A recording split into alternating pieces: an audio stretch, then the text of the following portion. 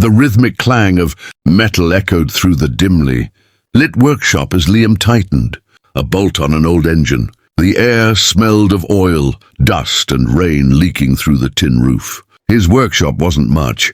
A few worn-out tools, a flickering light bulb, and shelves filled with spare parts that most people would call junk. But to Liam, every broken piece had a story, a purpose waiting to be rediscovered. He wiped his hands on his dirty rag and sighed. Business had been slow for weeks. Most people in town couldn't afford repairs, and those who could went to the fancier garage across the road. Still, Liam refused to give up. He believed that if you put kindness into your work, somehow life would return it to you one day. That evening, as thunder rolled outside, the creaky workshop door opened slowly. A young woman wheeled herself in, drenched from the rain. Her name was Maya, and her wheelchair looked as though it had survived a storm. Bent frame, squeaky wheels, and a broken armrest. Her voice trembled as she spoke. "Excuse me, are you still open?" Liam set down his wrench and nodded gently. "Always open for someone in need." "What happened to your chair?" Maya looked down sadly. "It gave up on me this morning. The motor's dead, and the repairs cost more than I make in a month. I thought I could fix it myself, but I can't even afford the tools." Liam examined the chair, turning the wheels with care. "This thing's seen better days," he murmured. Then he looked up with a kind smile. "Don't worry, I'll fix it." Her eyes widened. "But I can't pay you." He waved his hand dismissively. "Who said anything about money? Leave it here. Come back tomorrow." As she rolled out into the storm, Liam watched the raindrops blur her figure in the distance. Something inside him stirred, a mix of empathy and determination. He pulled a tattered notebook from his shelf and began sketching a design. Not just a repair, something better, something that could give her freedom. Under the dim light, surrounded by humming machines, Liam whispered to himself, "No one deserves to be trapped by what they can't afford." Then, with renewed fire in his eyes, he began gathering parts from the scrap pile, ready to build a miracle from nothing.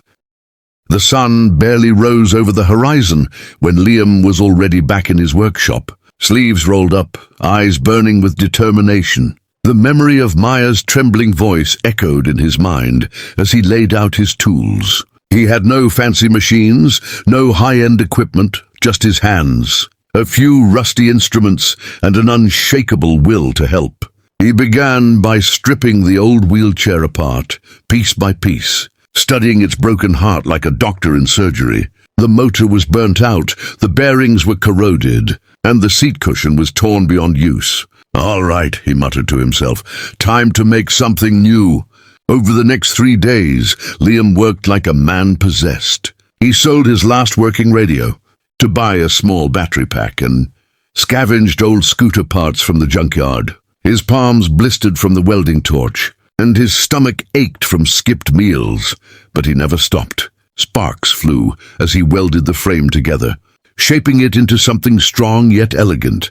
He even installed adjustable handles and shock absorbers from an abandoned mountain bike. By the 3rd night, his eyes were red from fatigue, but when he rolled the completed chair into the middle of the workshop, he couldn't help but smile. It wasn't just a wheelchair, it was freedom reborn. The metal gleamed softly under the flickering light. Its motor hummed quietly, and every part was infused with love and purpose. The next morning, as sunlight streamed through the cracks in the roof, Maya returned. She looked nervous, clutching her worn-out backpack, expecting disappointment. But when Liam unveiled the new chair, her breath caught. You built this?" she whispered, eyes filling with tears. He nodded shyly. "It's all yours, no charge. Just promise me you'll go wherever your heart wants to take you." Her lips trembled as she touched the armrest, her reflection shining on the polished frame. "No one's ever done something like this for me," she said softly, tears slipping down her cheeks. Liam chuckled, wiping his hands. "Guess I just like fixing things, especially broken dreams." Maya smiled through her tears, sat in the chair, and as she moved effortlessly across the floor, laughter filled the workshop, pure, joyful, and full of hope. The next morning, the small town awoke to the usual sounds of clanging metal. barking dogs and vendors calling out their wares.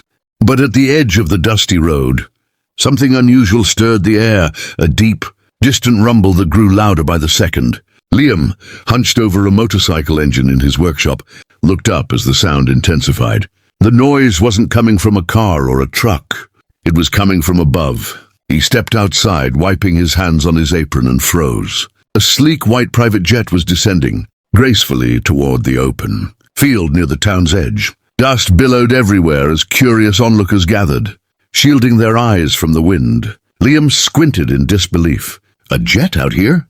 he murmured, half expecting he was dreaming. A few minutes later, a black car rolled up to his humble workshop, shining like polished glass against the backdrop of rust and dirt. The driver stepped out, opened the door, and to Liam's utter shock, Maya emerged. But she was completely transformed. Gone were her worn clothes and tired eyes. She wore a soft white dress, her hair neatly tied, her smile radiant, and her wheelchair, the one Liam had built, looked upgraded, glowing with new attachments and sleek design modifications. Liam blinked, stunned. "Maya, is that really you?" She laughed, her voice filled with warmth. "Yes, Liam. And I came back, just like I promised." Still trying to comprehend, he asked, "What's all this? The jet? The car?" Maya's eyes softened. "You didn't know, did you? My family owns an international technology company. I left home years ago after an accident. I didn't want pity, so I tried to live on my own. When my wheelchair broke, I came here hoping someone might care enough to try. And you did. You didn't ask who I was or what I had. You just helped." Liam was speechless. Maya continued, "My engineers saw your design. They said it's brilliant, simple but revolutionary. I told them it was built by the kindest mechanic I've ever met." She smiled and pointed toward the jet. "Come on, Liam, you're coming with me. Let's change more lives together." For the first time in years, Liam felt his heart lift higher than any plane could ever fly.